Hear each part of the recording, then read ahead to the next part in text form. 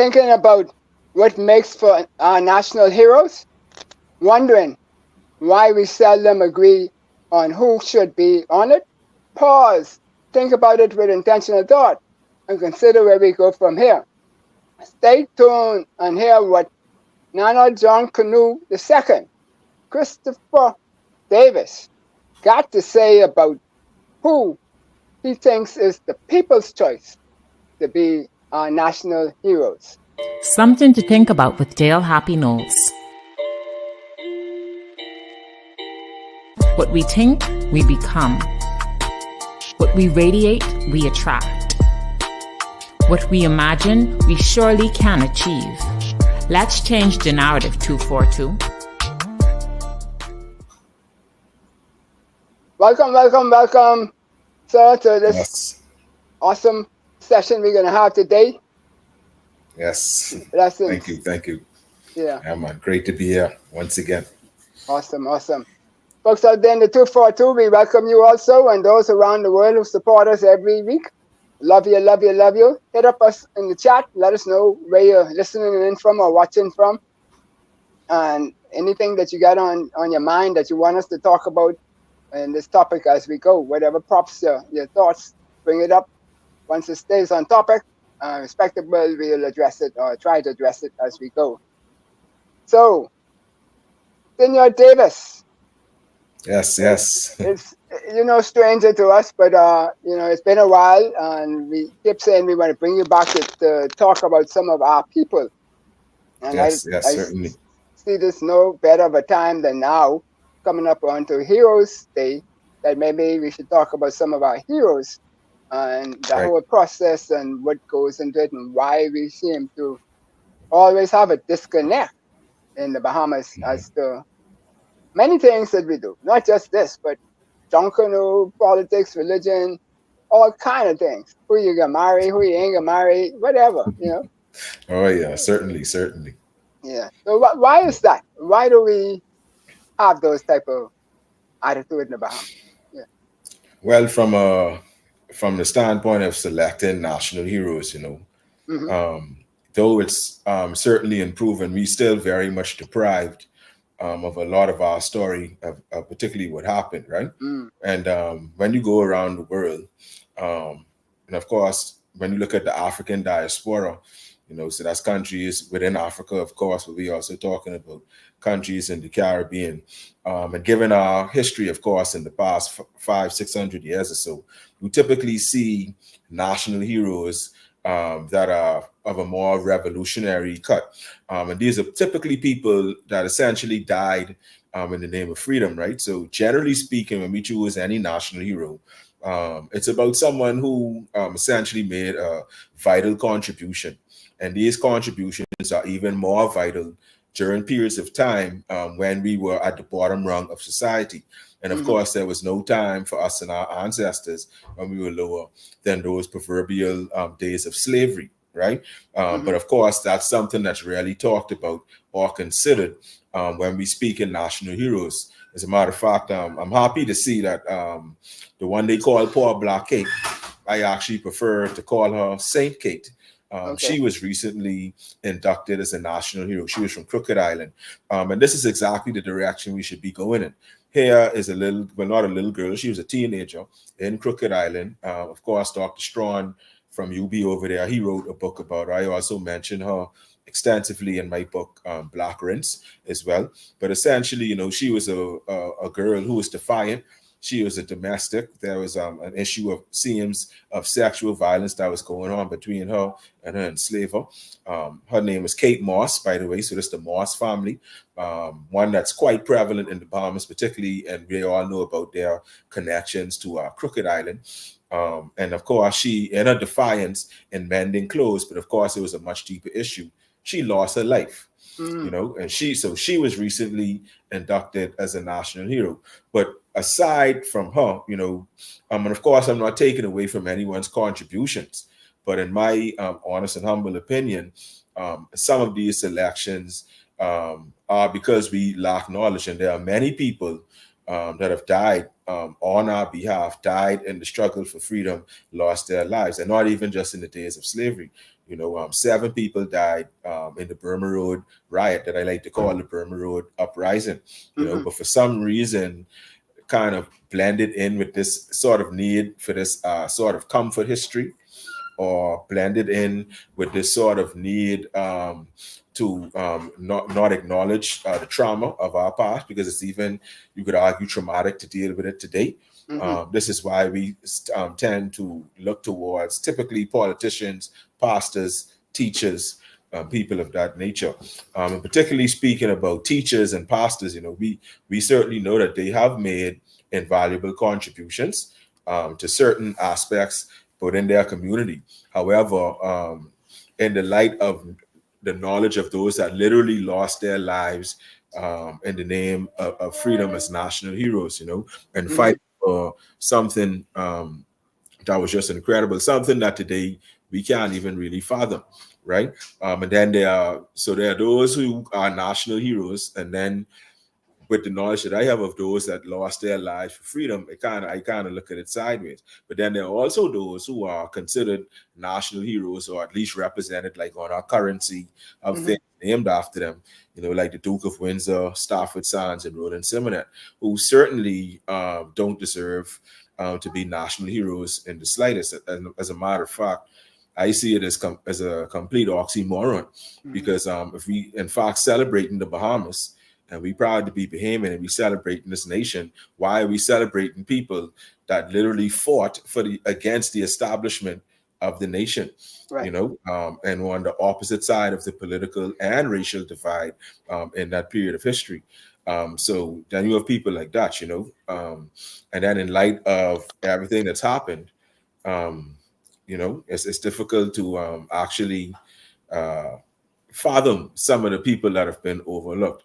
But then you realize that there's, again, been this very strong effort to sort of push down these things, and we have some, people out there, like if we were to truly get into the people that resisted slavery, hard slave revolts, people that committed arson, trying to burn down their slave masters' houses, people that killed the overseer that was whipping them or sexually abusing them. These things happen in the Bahamas, and people lost their lives for it brutally.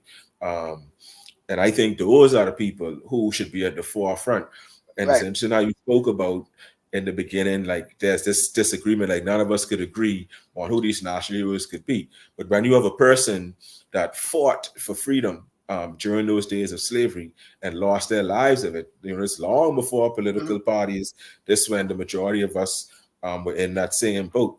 And freedom is something that everybody loves, so at the end of the day, it's more of a cultural thing than a racial thing. And race won't be at the forefront because, again, it's people, admiring freedom, and humans and people fighting for their freedom is that something that we all admire. And for it to be so close to home and directly impactful for us, those should be the people that are considered national heroes. In my opinion. Right. Yeah. And so that opinion has been based on the fact that your pedigree, I should say, Bahamians are sensitive for certain things, right? And you have mixed heritage. You came from halfway from one of the islands or countries where we tend to like, which would be Trinidad, and then the one we like the most, which is the Bahamas. So we join those two together, and then you have all these names and stuff being putting on you by other people, and so forth. The Nana John Canoe II kind of thing, and you could tell us a little bit about that. But when we look at Bahamians being so sensitive to all these things, what makes your message so special that wherever I go and I ask about you, I don't get the same normal experience coming back to me like how it would happen when we're talking to somebody else who might be, I don't want to say they uppity or snobby or whatever, but I don't know what it is, right? But, it's like a ground love coming swelling when I ask them about you and your works versus what happens there. So tell us a little bit about what is the background of that before we get too deep into the actual heroes. Well, I have well over a decade of experience in doing historical research and all of that, you know. And it was Mm-hmm. and I ain't trying to toot my own horn, but it was literally something that came natural to me. And the better I became at it, the more I started to enjoy it. So I honestly do spend countless hours researching, reading, putting ideas together. And then you know, I in my early 20s I actually became obsessed with people like Dr. John Henry Clark, Mm-hmm. Sheikh Anta Diop, Theo Philibinga, Walter Rodney, you know, all these scholars from like the mid 20th century coming up to like the 1980s. And I absolutely obsessed with them, watching their videos all the time on YouTube. And without realizing, I guess that had a really profound effect on me as well. And then, you know, I just kept on studying. And one day, to be honest, you know, I come from a family, particularly my father, you know, he is very much into history and pretty well versed on it himself, Mm. you know, and that's sort of what kind of gravitated me towards it, as well as some friends and peers of mine who shared certain Pan-Africanist sentiments. And then I really started to lean, because I was still playing sports at the time, and I started to lean towards, you know, studying, you know, Pan-Africanism and African history. And then I started to wonder, well, where does the Bahamas fit into all of this? Because it's impossible that all these people have all these incredible stories. And of course, people saying that slavery was easy in the Bahamas, all of these things never sat well. And of course, I share the same sentiment as you. Like when you look around and just being like, man, what is this, man? Like we have some people out there who really need to be commended.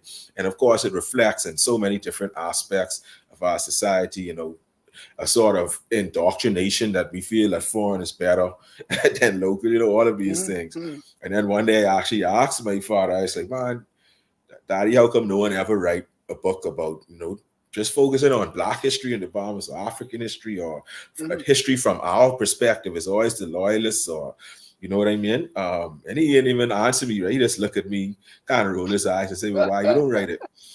And he put a kind of fire in my belly. And from then it shifted to the Bahamas. And of course, in researching something like that, things like Bush Medicine, of course, Junkanoo, which is our foremost festival, which all of us always knew deep down was African.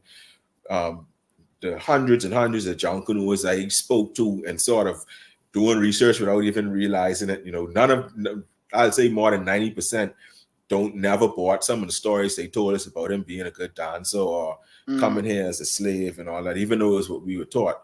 And I knew from the break it wasn't true, because it didn't make sense, particularly when I realized it existed in other spaces. And then, of course, I went to Ghana, revealed this research in Ghana. And of course, Ghana is a place where they truly revere historians. And I was a little aware of it, but I wasn't that aware of it.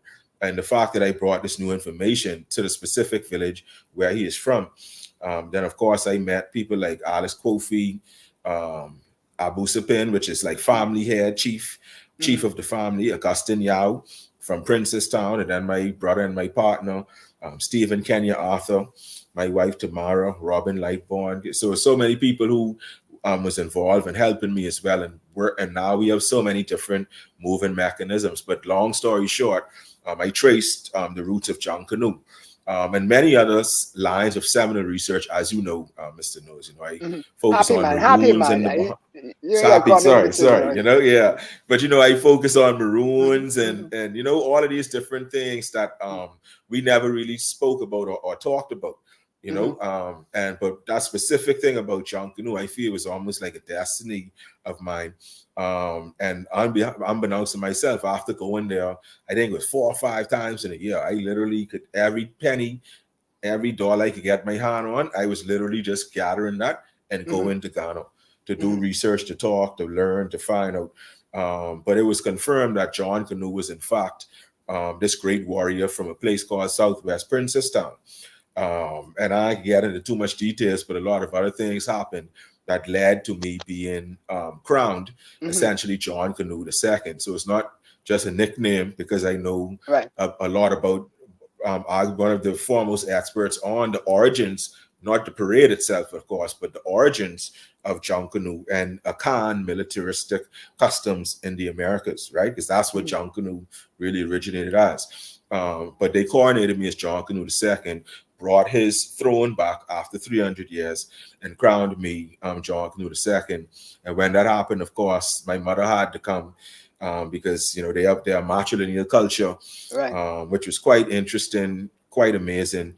And that was how I was crowned John Canoe II. And it's been just over 2 years now. And of course, my wife, her title is a Safa-Hema, the first one in their modern history, actually. So essentially, she is Madam John Canoe, and the warrior queen. So of course, Angelique McKay, who was coronated as my sister, right? And through a family link that we have in Kid Island, she is a Safa Chariba, right? Which is a more kind of field position, and that's the position she holds. She's actually hosting several students going to Ghana next week, actually. Several UB students doing a big art program over there. So it's just so many moving mechanisms, and that's how and then just 2 weeks ago, I was inducted, well, about a month ago now, I was inducted to the World Pan-African Museum Curatorial and International Board. So things have really just been spearheading since I've gone to Africa and started to share some of the research and some of the things that I know. And then I'm also began to gain a little bit of traction at home itself. And when I see Bahamians logging into some of what I'm doing, you know, we are hard people to please and we are hard people to entertain. And that's when I started to realize and started to really take things a lot more seriously. And since then, I've been doing a lot of traveling. Of course, now I work at Clifton Heritage National Park. I'm assistant manager responsible for heritage development, exhibits, museums, and tours, essentially. And that is what I do now full time. But of course, I also travel to Ghana as much as I can to fulfill my chieftaincy duties there. And of course, open the way for Bahamians to travel there. And I now could proudly say that more than 100 Bahamians have gone there, not necessarily with me, but through the influence that I've done. And even in Princestown, their visitorship has been picking up. And next month in November, they are featuring some of my research in the National Germany Museum in Berlin, where my research on John Canoe and his connection to the Prussians is going to be featured as an exhibit at this museum. So I'll be traveling to Germany next month. Just have a lot going on, but much of the traction, to be honest, has been picked up outside the Bahamas. However, the Ministry of Education has paid close attention to what I've been doing as well. And I've also contributed significantly to many updates to the curriculum that they're bringing, as well as a textbook that's supposed to be coming out soon if it's not out already. Yeah. We know we can make that happen. So what qualities or contributions are most critical when selecting someone as a Bahamian national hero? Well, there is a sort of official criteria that they have that I'm not too knowledgeable off the top of my head. But the gist of it, at least not word for word, but the gist of it is their influence, the field of work that they would have had as well. Typically, they say that the person have to be from here as well. However, given our unique history, I think that there should be one or two exceptions for us. Namely, of course, John Canoe, who we just spoke about. We've been celebrating the man for 300 years. So I think, and then knowing who he was, I think he definitely should be put out there. But also people like Mary Prince, who was born in Bermuda but enslaved in the Bahamas for a period of time, and then went on to be one of the greatest driving forces of the British emancipation of slavery. And another one who they ain't commemorating properly in Bermuda, the Bahamas, or England. So we have a great opportunity to do that. We need to change one of them school names, like one of Albury Sale or Columbus Primary, change that to Mary Prince, and change the other one to John Canoe Primary or something, you know? But you mentioned that because about the foreign entity, but the Columbus himself, we honor him. He's not from here. Right. You know? Exactly. Right. Yeah. Exactly. And people like Woods Rogers, whose statue is still there. And these things important, you know, to answer their question too, you know, it could also do with having a profound impact as well. but how that impact is contextualized. So, of course, for decades, perhaps even centuries, people was talking about how Columbus discovered the Bahamas, and they made it seem like he was such a great man who did a good thing. And of course, I don't think you could. It's hard to find, even if you have somebody who wants to keep the Columbus statue there, they still could admit that this man was a horrible person. But they might want to keep it because of the history or whatever, But again, the greatest criteria for me is that impact. And for me, particularly for those of us from countries like the Bahamas, Jamaica, to put it bluntly, Black countries that have that history of slavery, it should definitely be those that fought and even died for us in that process. And I have one or two names that I'll pull out there, and I'm sure everyone would agree. And I'll give a brief kind of story on what they did as well. So Mary Prince was one. Poor Blackhead has already been inducted. John Canoe is a great African warrior that fought against the transatlantic slave trade. And the first ship that came here was packed full of his warriors. And the second ship also came from that region, right? So that's the empirical data that I discovered surrounding the origins of Junkanoo, not just in the Bahamas, but now expanding to the Americas. And Junkanoo went to North Carolina from the Bahamas as well, right? So there's just so many people out there that we are connected to. And then there's so many different angles to go, because you have some people where they have like 100 national heroes. But this one, it seems like they're trying to really keep it as a select few, right? And then for me, sometimes a national hero could just also be a concept and not necessarily a person, right? So let me give you an example that I always had in my head, a sentiment I've been having for years, but that same $10 bill with that man Stafford Sands, right? So, the biggest the defenders of Stafford Sands talk about his contributions to the tourism industry, which I could refute in 10 seconds. If you want to say that he did anything, then you need to put Fidel Castro there, because when Fidel Castro won the revolution in 1959, that's when people stopped going to Cuba and started coming in the Bahamas, right? Now it's different because all of these countries are far more open. But it's Fidel Castro who did that. And Stafford Sands, with all his cronies, did exactly what the man was highly corrupt and just enriched himself and made no meaningful contribution to the tourism industry. And it was the main factor was Fidel Castro. And then in 1971, the World Labor Organization passed a law that everybody got to get 2 weeks vacation. International laws violating their rights, right? Wow. That was the two main factors that spurred tourism in the Bahamas, and I'll argue that with anybody. Now, what we could put there, though, to commemorate our most important industry, and we know we have difficulties with it. I don't think people have a problem with tourists coming here. I don't think that's the issue. I think the issue is we feel we need to diversify our economy and have more industries. I think that's a sentiment that we all have. But for me, I would replace Stafford Sands with like 4 or 5 people that represent the tourism industry that are jobs that we all have. So you got to put a taxi driver there for sure, right? You could put a stewardess there. You understand? You could put a bellman or a butler there. You understand? People that, and then you could also put a hotelier, so we don't want just the lower level jobs, we want, but you could put a group of 20 people that all represent all these different aspects, a straw vendor, all these different aspects of what it is that we represent and what our tourism industry is all about, and for me, I think, and this might sound kind of funny coming from someone like me, but we should really narrow and tone down the whole politics aspect of it, right?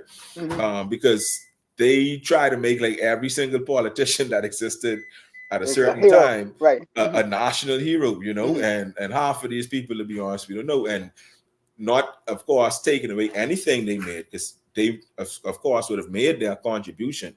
But in the light of selecting a national hero, this is someone national. It's everybody. There's someone, so you have someone who I also mentioned. I just published a short communication in the most recent Bahamas Historical Society journals about a man named Kwamino. Kwamino. I never heard of him. And So you know that in Gail Saunders' book, actually, there's a or mistranslation, because there was very bad handwriting by Governor Fitzwilliam when he wrote the report, and so they recorded his name as Quarino, but his name was actually Kwamino, which means I believe born on a Saturday in the Ghanaian Akan naming custom. Okay. And then you have throughout the Caribbean. So in Antigua you have Prince Class, also known as Kwaku, just like Kwaku Street. And then in Jamaica, of course, you have Captain Cujo, Queen Nani. In Guyana, their foremost national hero is a man named Kofi that led this big revolt.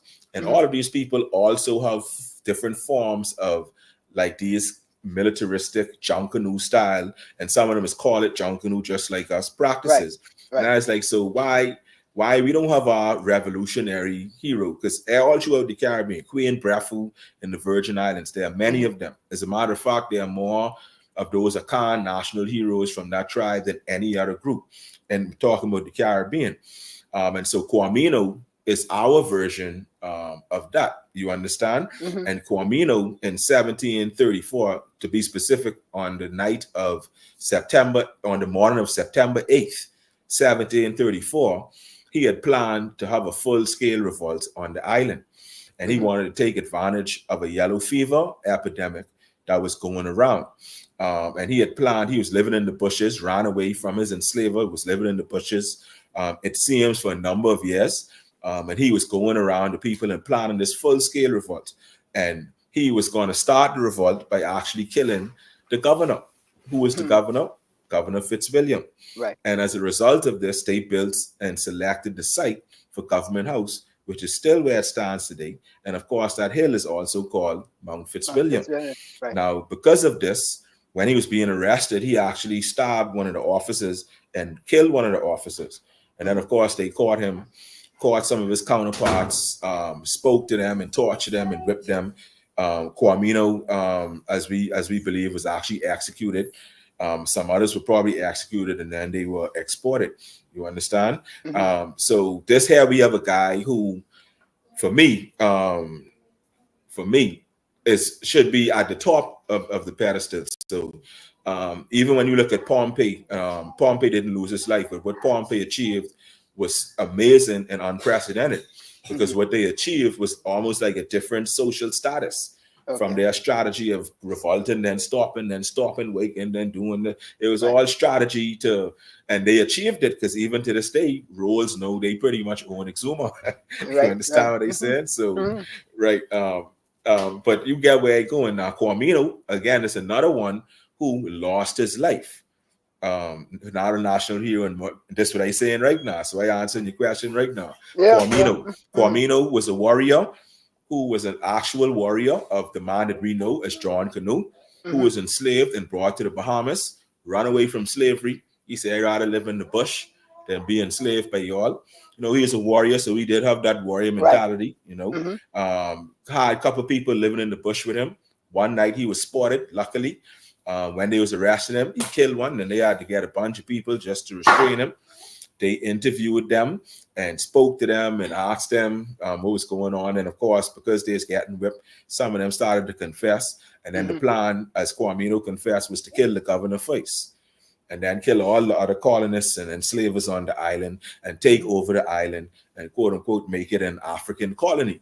You understand? And this was something, and what was so scary about this, there's a woman named Queen Brefu who was in the island of St. John in the Virgin Islands. You understand? So remember, these are all colonies, even though that was, I believe, a Danish colony at the time. These still Europeans who all have this similar interest in bringing Africans to the Caribbean and trying to squeeze out as much money from them as they could, right? And so Brefu took over the island of St. John for almost an entire year.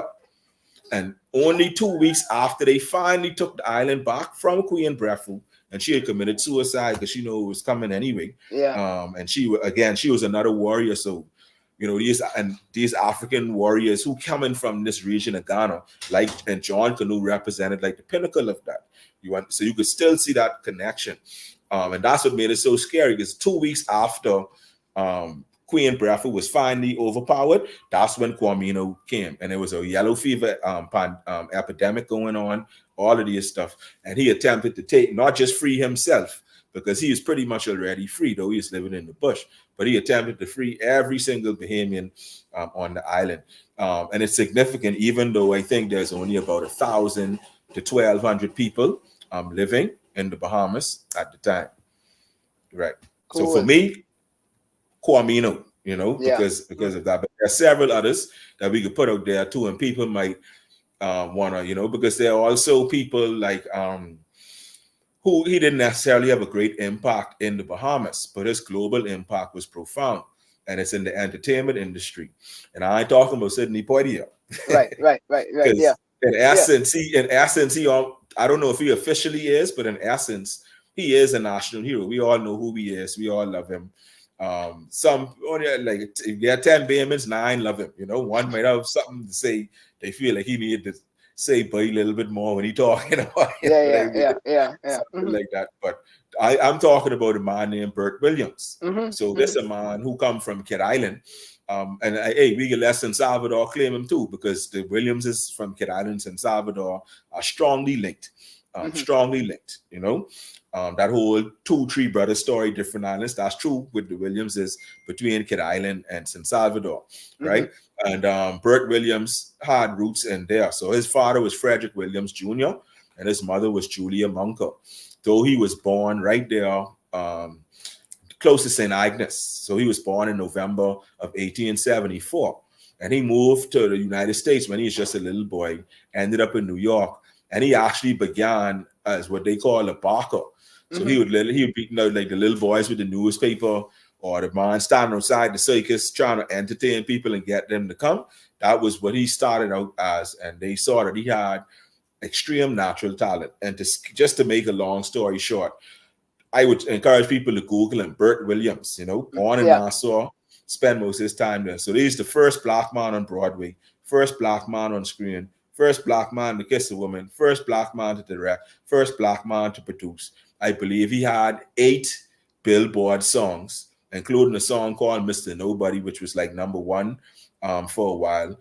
That whole, all of Charlie Chaplin and these fellas, he was before all of them. And when you watch him, all you see is Charlie Chaplin. That whole notion of let me make fun of myself and I'm the unfortunate one and all of that. And he was a very controversial figure and died at a very young age. And when you read deeply into what he was trying to do, today in our mindset, because he actually was light-skinned and he used to wear blackface. But in our mindset today, it would make us cringe because we ain't, for us, it would seem so demeaning. But back then, they didn't let any blacks on stage. Right. And he was actually doing that in defiance. So he actually called his show 2 Real Coons, because there was all these whites and trying to entertain them and trying to make fun. And then he did it in a way where he still had to demean himself to a certain degree and making himself seem sort of baboonish. But when you read deeper into his artwork, he would be the one to get the girl in the end. He would be the one to kiss the woman on screen. He wouldn't be the one to die, but he would make fun of himself, knocking over, playing a card game. He keep losing, and then all of a sudden he fall over drunk, make a mistake, and pick the right card, and then all of a sudden so all of these crazy scenarios he would put in his artwork. And he have shows like In the Homie, several other ones. But if you were to Google him, he has one of the most impressive rap sheets as an entertainer and was one of the first mega entertainers. And he paved the way for people like Sidney Poitier. He even used to get beat up after his shows. And at one point, so we talking about the 1910s, at one point, he was the second highest paid actor in the United States as a black man living in the 1910s. So that could tell you the level of talent that he had. And even if you watch some of his shows, some of them make you cringe, but you might still get a laugh even over 100 years later, watching some of his antics and understanding how how all the Charlie Chaplin and Three Stooges, and you could see those same things that they doing and what he was doing all those years ago. So I having trouble hearing.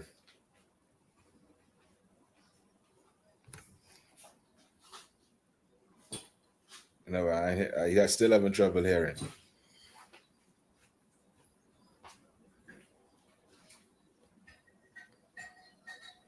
No, let me see if it. Let me try to take off my headphone and see if that works.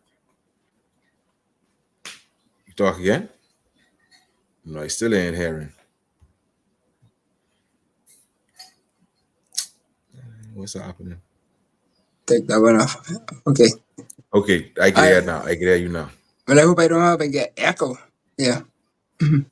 But anyway, we shall see. Folks, if you're hearing the echo, then let me know, please. And if you have any comments, do sure provide them so we could address them. Okay? Right, cool. Right. Yeah, so I was asking if there anybody else who you think are being overlooked, who are a modern hero. Another one I would think would be Dick DeVoe. Dick DeVoe was the leader, another leader of a slave revolt, this time in Kid Island. That one ended in a shootout. And that was a widespread one. So it was like the whole of Southern Kid Island. And they essentially, I wouldn't say took over the island, but they ran away to Nassau and panicked to get troops to come back to make their arrests and, that kind of thing. And he lost his life. He was executed February 8th, 1832, right there in I believe it was in the Eastern Parade, right? And he was one of the more revolutionary ones. What makes him so interesting, actually, was he was the driver at the plantation, right? So, you typically, I don't know if you know the movie Django Unchained. Yeah. That role that Samuel L. Jackson was the driver. You understand? So that's the Negro, the man that they put in charge and all the other. And he's typically portrayed as a quote unquote sellout or someone that only did the will of the master. But in reality, it was a much more complex position. And sometimes, as you see with Dick DeVoe, as you see with Nat Turner, and even as you see with Toussaint Louverture and the Haitian Revolution, the person that you would have expected to do the will of the master is the one leading the revolt. And that's what happened with Dick DeVoe. It is actually connected, you could argue, with Junkanoo, but it was certainly connected with Christmas, where Christmas fell on a Sunday that year, and Joseph Hunter was trying to take a day away from them. Again, it's a very long, intricate story. They even have what was said by this one, and how, because there was Dick DeVoe and his two sons. And one of his sons was like, boy, if Mr. Hunter come around here, I could blow his brains up. So it goes against this passivity. And it's also kind of strange because there's no other circumstance where that type of language would be okay. You understand? But we know how horrible slavery was. We know how, brutal it was. We know the reality of the situation.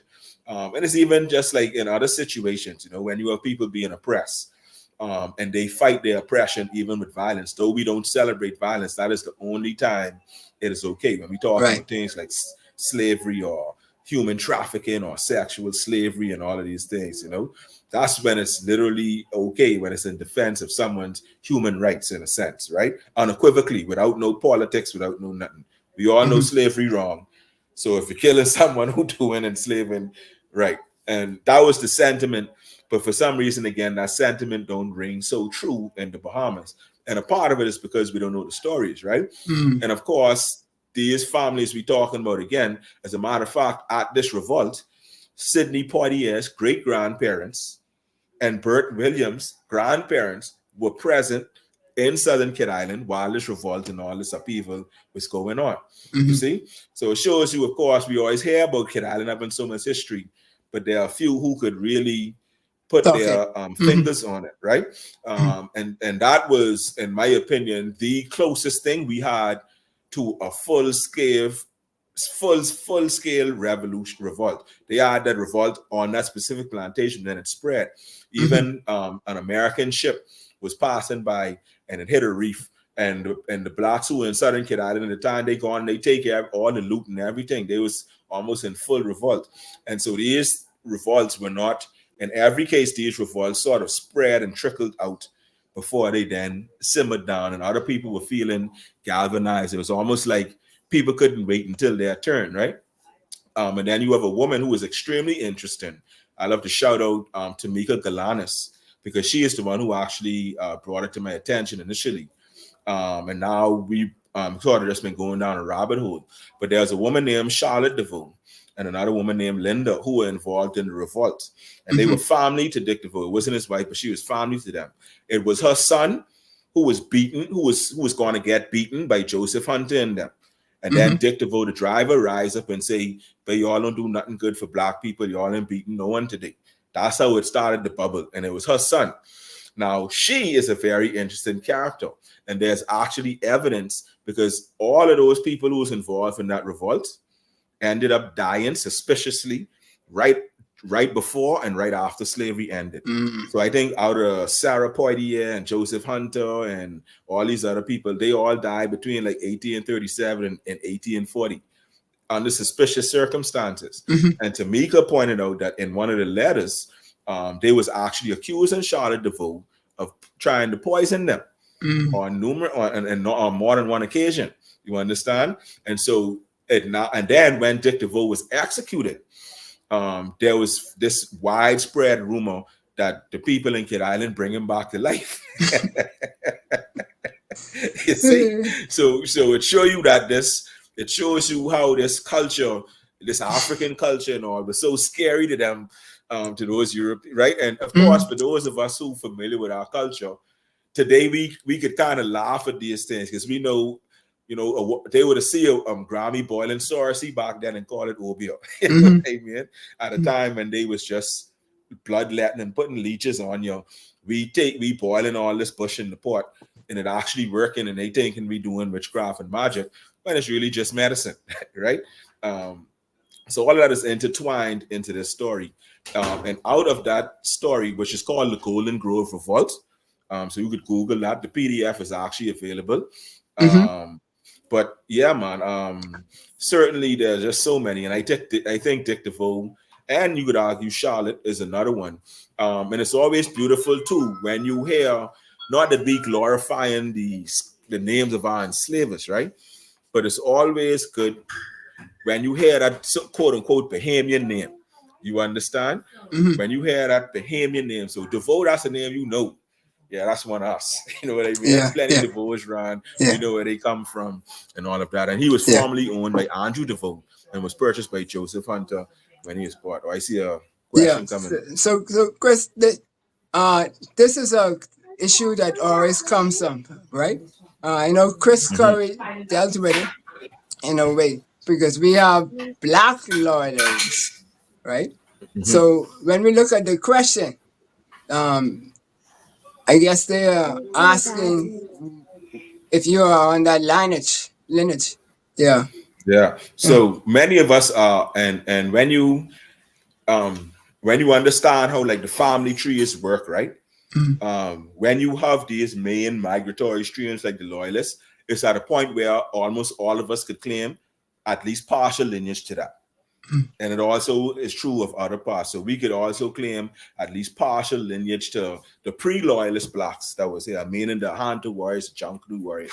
We could even claim it. A lot of people ain't like this with Haitians, right?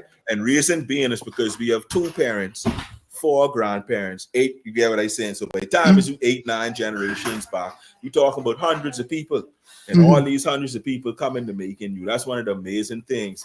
So on one side, it shows you, wow, we really are not family in the sense of blood, like family, but it shows you how we really are so connected as a people, right? But on the other side, it shows you that we are a lot more diverse than we actually give credence to. Now, with the black loyalists, that was a term given to African Americans.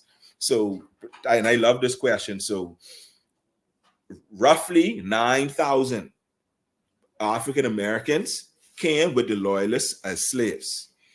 Prior to that, there were not more than 5,000 or 6,000 people living in the Bahamas. Of that 5,000 or 6,000, it was about 3,000 blacks and coloreds and all that stuff. And about 40% were enslaved. So a big chunk. However, so we're talking about after 1807 when the British abolished the slave trade. So, like villages like Adelaide, the ships that came, and we're talking about those ships. Combined with the transatlantic slave trade of the Bahamas, we're talking about over 15,000 Africans imported into the Bahamas. Why that caused confusion? Because by the late 1810s and early 1820s, many of them left. So, for example, there's a common myth that Lord John Rowell was the biggest slave owner in the Bahamas. He just owned the most when emancipation happened. There are people that own 3 times more than he did. Like the Moss family in Crooked Island, there's almost 1,100 enslaved people that they had there in Crooked Island, right? So in terms of what percentage of us comes from the loyalists, it's quite great. But with that loyalist migration in the 9,000, I would estimate, and this actually based on research by people like Dr. Curry, my own research and combined, I would estimate that as low, I would say minimum, probably 2,000, but that number could be as high as 6,000. So we're talking about Black loyalists, and we're talking about runaways, right? So remember now, this freedom we're talking about. And if it was you, I'm happy, and you was enslaved, and you had your wife and your daughter, whatever it might have been, you tell me, you was can lie to get on one of them ships. For sure. Yeah. Anyone else doing that. So, and that's what also makes it so difficult to quantify. So, for example, when Wiley did the census, he said that it was impossible for us to get an accurate number because Blacks was hiding out in what was called Negro Town. So this is before it was called Bain and Grants Town, from over the hill, behind the hill, stretching straight down the Blue Hills. You know, so all the time I was scattered around there trying to running away from the master, trying to do whatever we could for a better life, right? Yeah. Then they had them in the Exuma Keys, hundreds of them in the Exuma Keys. Then you had about 1,000 in Abaco, and then you had others dispersed, you know. So he was literally saying, man, it's impossible to quantify the Blacks because so many of them, you know, they supposed to be enslaved and they pretending like they free, and all these things was being said by William Wiley when he did the first official census of the Bahamas as well. So it shows you numerous things. First of all, that we weren't so passive.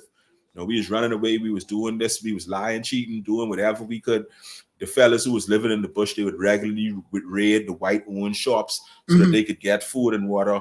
And so for us, when we talk about national heroes, it's almost like even that is almost impossible to quantify, because if you successfully run away and get away, you ain't about to go bragging about it for them to come find you. So we probably have so many unnamed people who did these amazing things in the name of freedom, who names we'll never know, you know? Yeah. So a couple of my studies showed that the Black loyalists came from Africa through the different way to America back. So, and they call them that. So I guess they really wasn't a part of the British colonial, the European mode. So what had happened was Lord Dunmore, the same Lord Dunmore from the Bahamas, Dunmore Town and all of those places, real name John Murray, right? Lord Dunmore was the governor of Virginia fighting on the British side in the American Revolution. And in 1775, he made a proclamation, said, if you Black or if you indigenous American, come and fight for us and we'll give you your freedom. That's what sparked this mass running away and revolt and all of this stuff that happened, particularly as it regards to the Bahamas. And then the same Lord Dunmore came to the Bahamas. So I would say that you're absolutely right. They call them Black loyalists, but remember, you also had Black patriots. Because after Dunmore said that, then the Americans said that, and we know all two sides lying because they both continued with slavery for decades afterwards, right?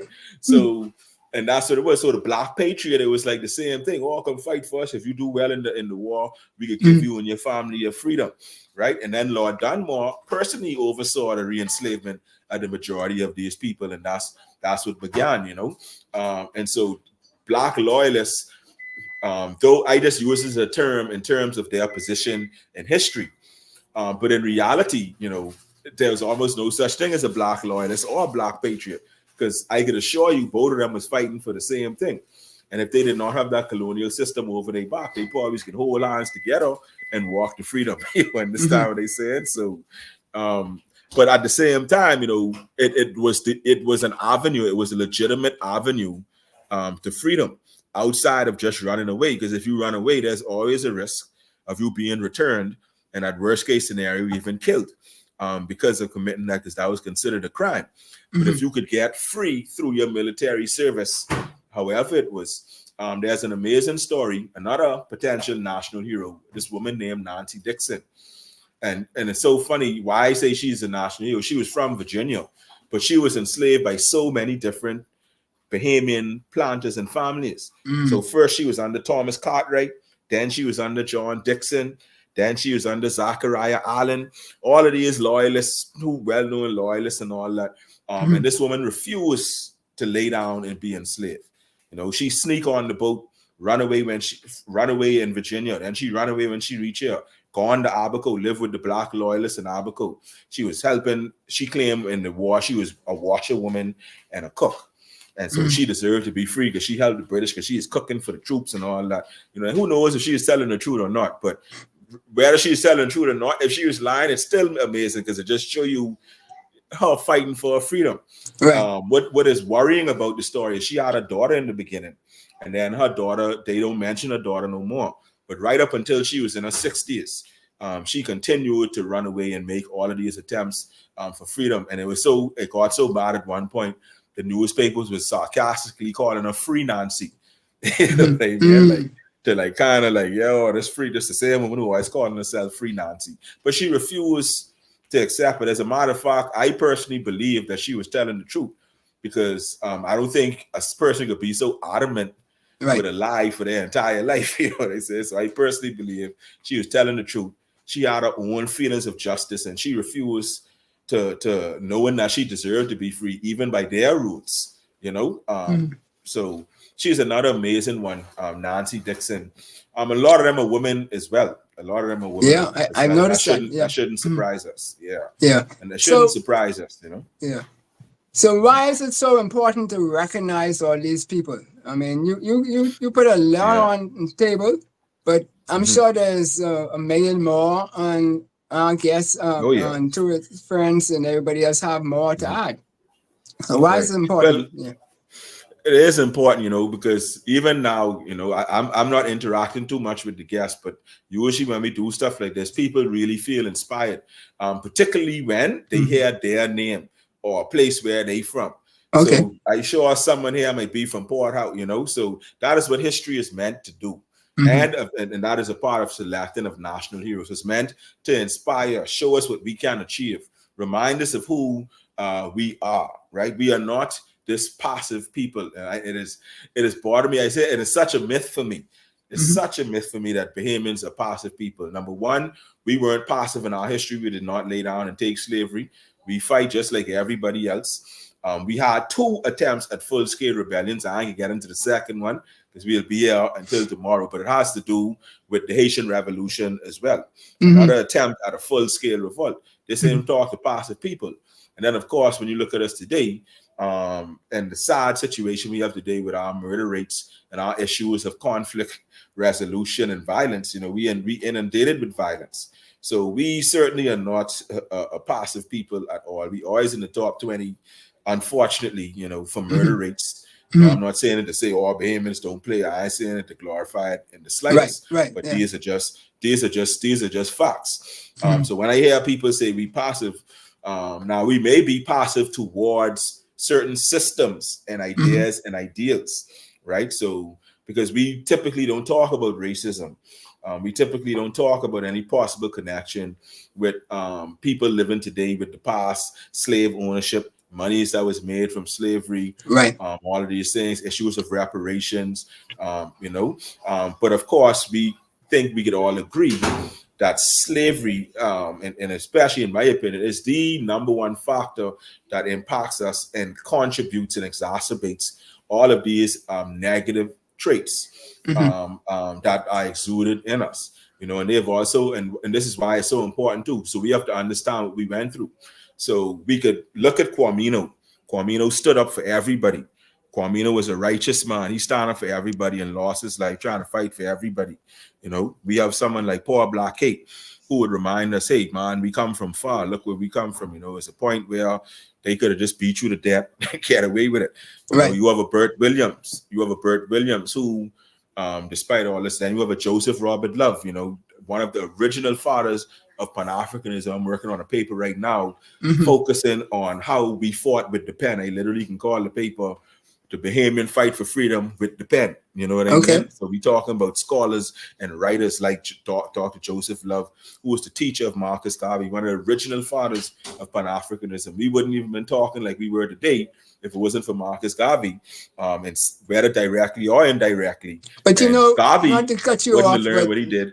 Yeah, go ahead. But when people, I hear people talk about Dr. Love, they always seem to be talking about he's a subset of Dr. Garvey. I mean, and you saying it in the opposite direction. It sounds like he was when we talk about America, right, liberalize us, but when truly, not Martin Luther King, Jesse Jackson said that it's Haiti that liberalized us. You know. Yeah. Well, Haiti, everybody played their own role, particularly as it relates to the United States. So, of course, we know that the Haitian Revolution, the first Black republic, post-colonization and slavery, it was an amazing feat. They actually beat Napoleon Bonaparte.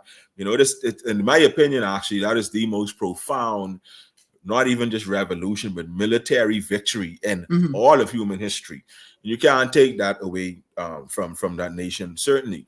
And in the same way, we did things. So I talk about the Saltwater Underground Railroad. Just like you had the system that went to the north, you had the same thing.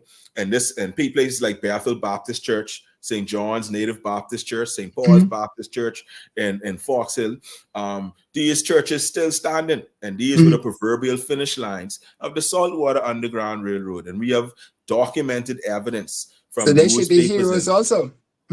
Thank you very much, you know. And those are some of the pastors who I would. So for me, you know, it don't make sense making this pastor from Through the Corner a national hero, and you don't make Sambo Scriven a national hero, who founded the independent, one of the original founders of all of the independent Black Baptist churches in the Americas, then came to the Bahamas, was one of the few who was able to win his freedom in court, then buy his children and his wife freedom, and then founded Bethel Baptist Church, the second oldest Black Baptist church in the world. You know, you understand what I'm saying?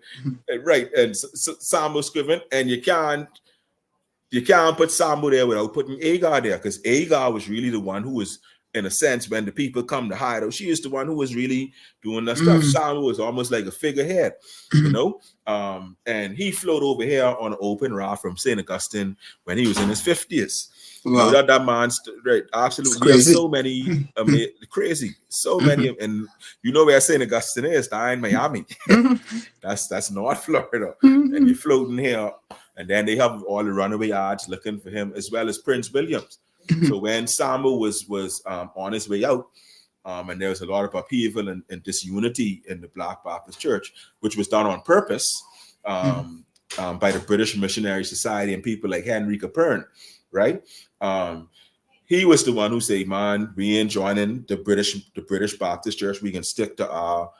And to this day, when they say Native Baptist Church, that's literally what that means. Those were the churches that did not, and for me, in my opinion, this is why, because, you know, there's a difficult relationship with Africans and Christianity generally, but what typically isn't focused on is how some of these kind of revivalist sort of denominations came out sort of independently from within our communities. And not only that, they fought for people's freedom. You understand? And for me, I'm about religion, but I about socio-politics and socio-economics and stuff like that. You understand? So the question on the table surrounding that story. Yeah, the question on the table here is, what do you think of the young generations being aware of the importance of it? The national heroes of we losing it, and I asked that question also because I haven't heard you mention Black Tuesday, right? And I'm thinking that the Queen Victoria should move from in front of Parliament. There should be a statue of Black Tuesday with the people catching the mace, probably as big as the square almost. Certainly. Right there. Certainly, yeah. We could put the Queen in front of the Supreme Court, because we still follow their laws. and then we could take Columbus and put him out by the lighthouse in the harbor, because that's where people could see him first, right? And so forth. Yeah. And, Well, and, for and me, like, but how does the young people get involved in this or embrace this? well, they getting involved. I'm happy to say that much of what I spoke about is being included in the new historical high school curriculums, and I do believe it'll be trickling down to the middle school the same set way. We do have some excellent people over there at MOE, particularly the senior ranking civil servants, and they suss out people like myself and others who've been working to tell this true narrative. I don't want to say too much about it, but it is being curated and has been accepted and curated by the Ministry of Education, and our children will be learning about it. So the hope is that in 10, 15, 20 years, when they become adults, they have the same issues that we have where we're trying to dig up. And again, these national heroes, they are meant to expose. Now we live in a very political society as well, but if you notice, I typically strayed away from 20th century history, right? Because 20th century history, it's very close to us. We so attached to it. It sometimes touches a chord with families, touches a chord with political affiliation, and all of these different things. That's right? why I said we sensitive. You still have people around who, you still have people around who don't want to accept Lyndon Pinland as a national hero, which is ridiculous to me personally.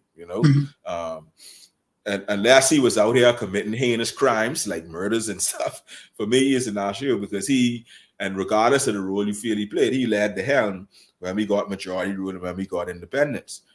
So for me, it's insane that you could celebrate being Bahamian, but not celebrate the people that push for independence, right? And of course, we have the Randall Fouts as well. One of my personal favorites, of course, is Arthur Hanna. For me, he was the one who had shared a similar sentiment to me in terms of that Pan-Africanism. And when he was offered the knighthood, he outright refused. And so for me, I find that extremely commendable. And we all know the famous picture of Arthur Hanna when he was being arrested. That's his most famous picture. And it's so strange. Oh yeah, it's so strange how history works. You have that old saying that history will absolve me. So when Dick DeVoe in Southern Kid Island shoot them shots at his slave master, they know was calling him no hero at the time. You understand what I'm saying? And even in the days in the march up to majority rule, I mean, I could pick on myself. I had an old auntie who I love dearly. Annie Sotelo, right there from Old by Kid Island. And she always used to go on these rants about politics in the old days. And she used to say how much she used to love Godfrey Kelly and the UBP and all of these things. So, and there's like this sentiment that these new PLP fellas was rabble rousers and too revolutionary and trying to rock the boat. And now, 50, 60 years later, we so grateful that they did it because we now could say we Bahamians and we understand. It's just exposure. And that's and that's how history works. So that old saying, history will absolve me, is quite true. Yeah, that's even powerful. Nat Turner, when he did what he did, he killed almost 100 enslavers and whites in the area, and he literally targeted the ones who had the worst reputations and all the stuff at the time. That was like 9/11 for them. You understand? But in hindsight, everybody could agree, whether you black or you white, that though he may have been a little brutal, he certainly was on the right side of history, because he was the one who was enslaved and he was the one that was attempting to free the enslaved, right? And so history is just funny like that. And then oftentimes too, in the case like with poor Black Kate, people make history, like people don't really say, oh, I can do this and I can make history. You understand? Like they react or plan to react in anticipation of something, and then it just happened. So in the case of St. Kate Moss, poor Black Kate, Crooked Island, I could guarantee she was in at 16 being like, oh, I can defy them and they can write about me and talk with me in the newspapers and I can be a model. She wasn't thinking that. She just like, I tired of this man making passes at me his wife is be abusing me because he seems to think, I mean, it's not even consensual. And now you telling me to mend the clothes. So what happened was her clothes was ripped and like Masi was showing some skin, and her wife was like, hey, mend these clothes. And the comment she made was along the lines of, you know who ripped my clothes, so why don't tell him to mend it? See what I said? And that is literally led to that little thing. She ain't even making the street. She just expressing herself. She wasn't even being rude because that was just the pot bubbling. And then when they started to punish her, she just was completely defiant, saying, no, I'm mending them clothes and this and that. And then, of course, we know within the next few weeks, she ended up sadly dying. Right. And now today, we look at us, we talking about her now, and we feel her pain, you know. And why I think she is so important too is because we do have present issues of violence towards women, you know, because we didn't really know what these women in the Bahamas was going through.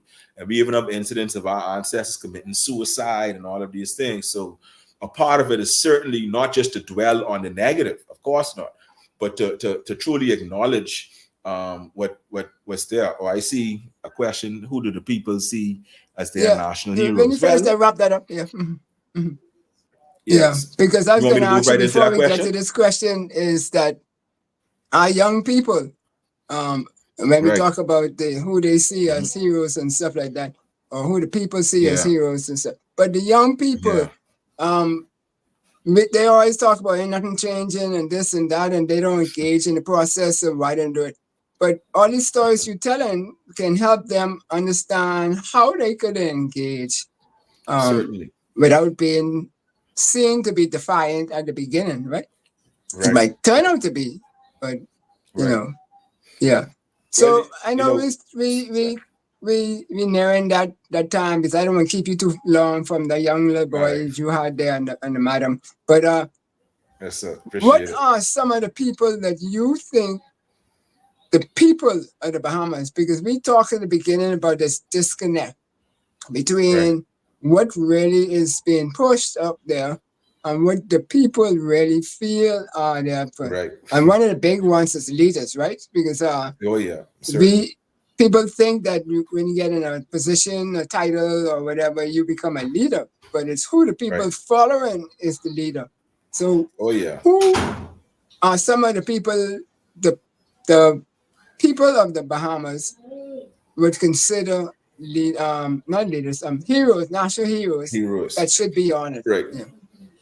Well, I think on a very basic level, and it's a positive thing. Some of our athletes for sure. I think that people like Shawnee Miller, and you could even argue Stephen Gardner, even though I know he's been coming under some fire and did some things we didn't like recently, but still, I think when it's all said and done, he might end up being there too. So athletes and stuff like that, there's another group that we could sort of look at and figure out, well, for sure.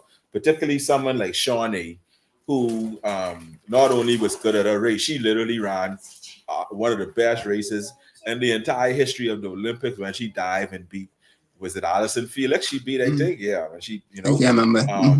And then we sort of very much inundated with so much. So social media is one of those things, and our access to everyone's opinions is one of those things that, in my opinion, is both good and bad, right? So it could educate us about a lot of things, and it depends on what your interests sort of are, but it could also kind of inundate you with a lot of these things, right? So I remember there was a time when so many, and I might be wrong in this assumption, but this is just from my view, so many women were dyeing their heads like this bright red color.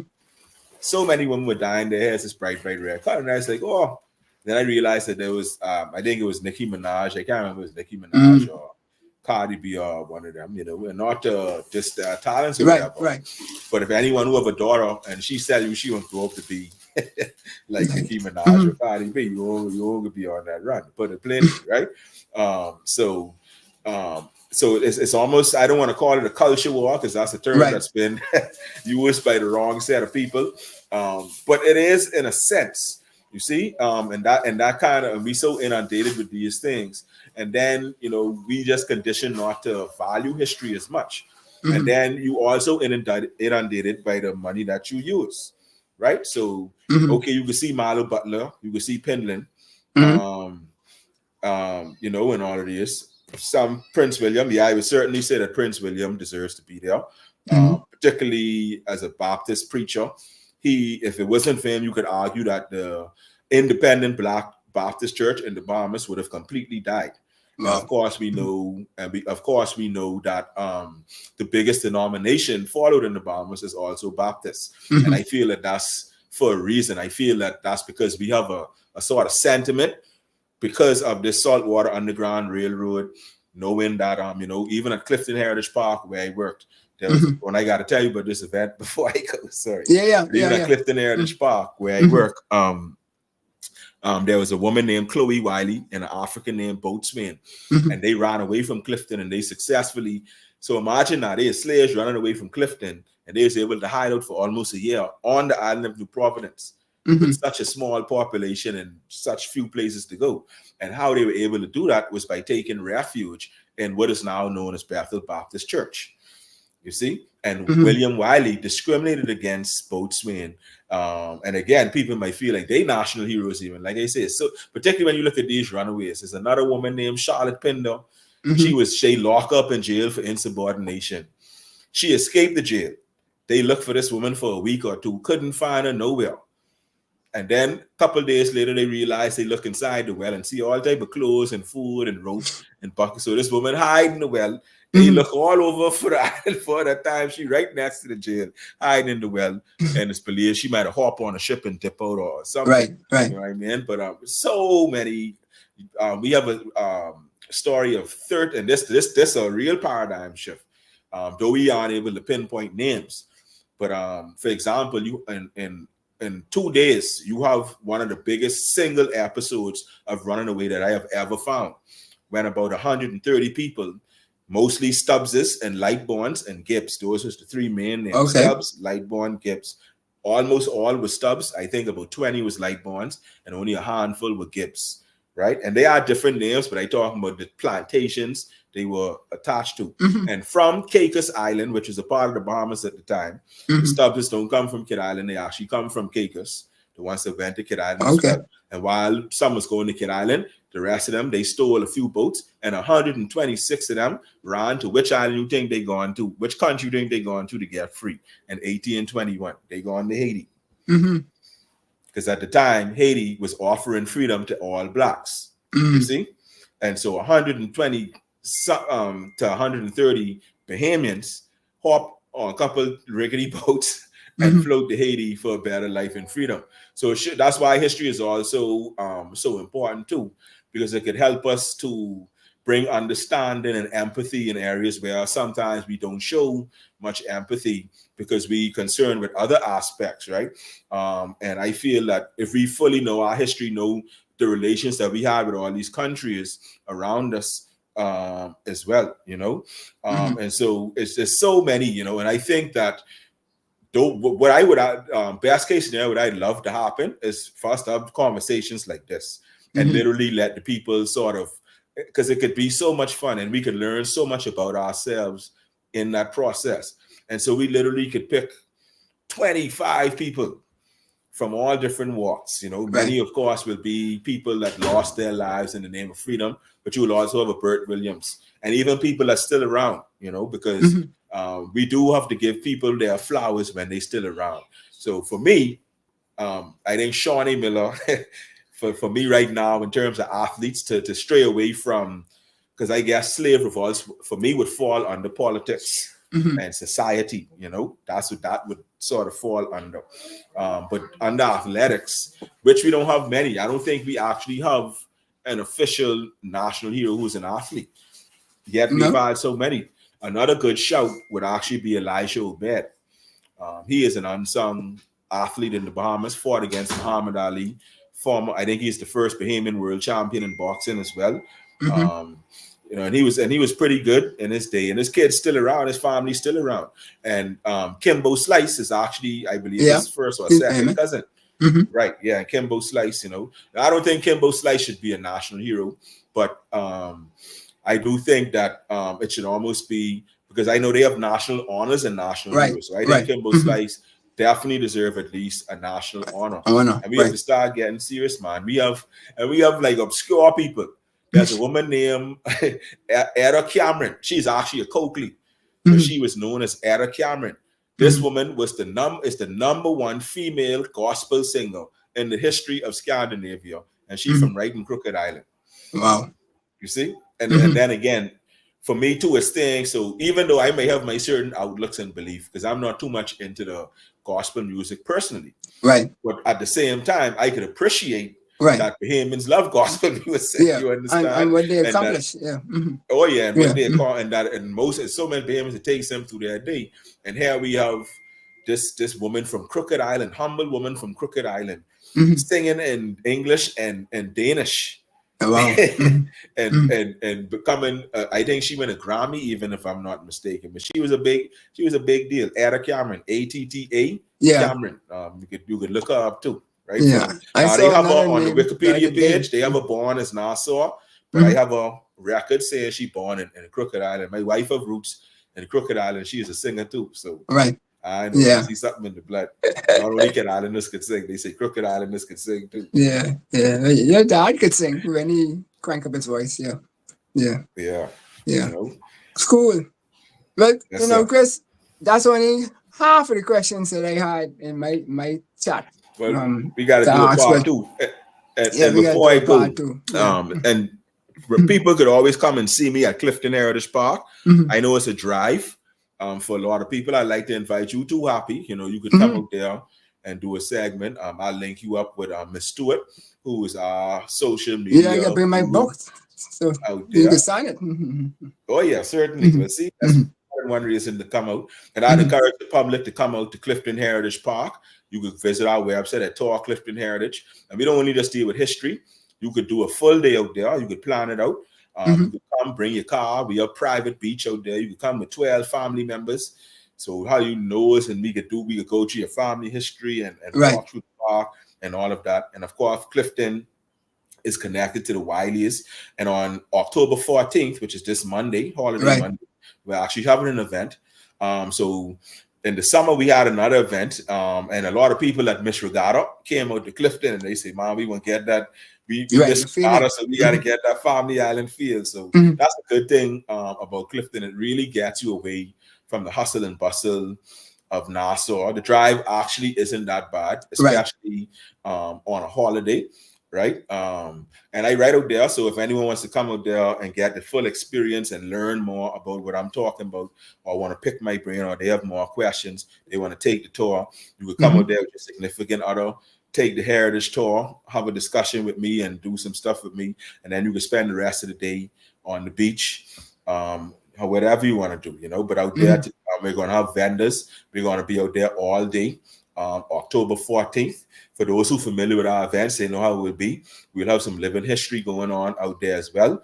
One of the times we had some guava dove in the rock oven. We had all of these things. We got a little bit of living history as well.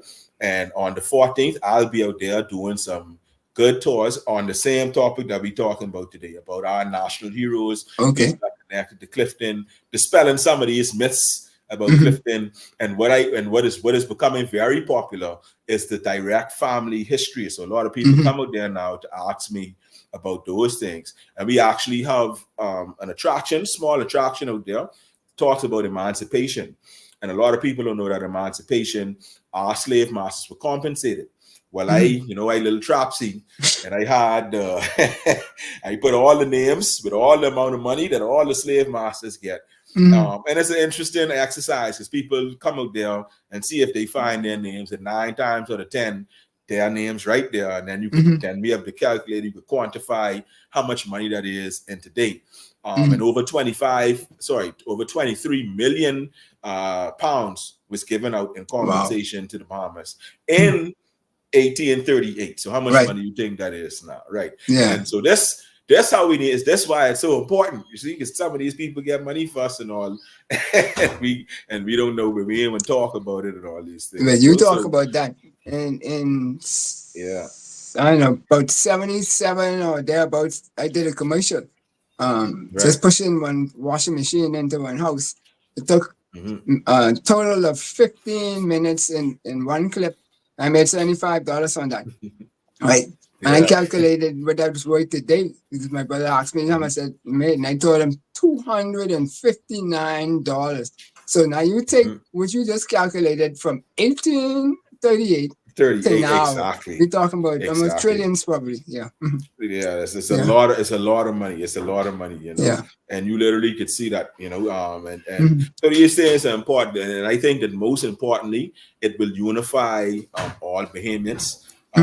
Of course, we will encounter certain pills that might be tough to swallow. Yeah. But I think that at the end of the day, the majority of us are peaceful people who love our community. And I think that it will only, when we come out on the other side, it will make us far more unified. And at the very least, more understanding, at the very least. Right? Yeah. Cool. But it's been awesome, man. I'd love to have you. Anytime your busy schedule allow you to come in, just shoot me a note and we could come talk about some more, because we didn't even talk about your books yet. You know, and so listen, we can do that, man. And just remember, come out to Clifton Heritage Park, October 14th, this Monday. I'll be there. We got Bahamian drinks, you know, it's a good flair, particularly for those of us who are history buffs or people who just want to get away from the hustle and bustle, Nassau living, you know. Right. Yeah. Cool. All right. Well, thank you kindly, and we'll be in touch with you very soon. All right. Yes, sir. Thank you.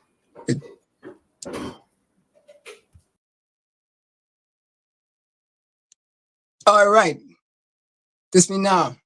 We'd like to thank you all for taking the time to stick with us and bear with all of these issues. BP had us been off about an hour before the show, and just about everything was dying before. So, but we love that you stick around, ask your questions, and hopefully this has been of value to you and help you to stretch yourself and to grow in strength as we move forward. And so till next time, when we have another show on these provocative topics, particularly on our national heroes and the direction, we will talk about some of the heroes and the people who are offspring of heroes or who did heroic acts on our next show, which will be next week, Tuesday. See you then. Peace. Enjoyed the show? Then subscribe to us for more educational and inspirational content. Ring the bell so you never miss a show. Let's change the narrative, 242.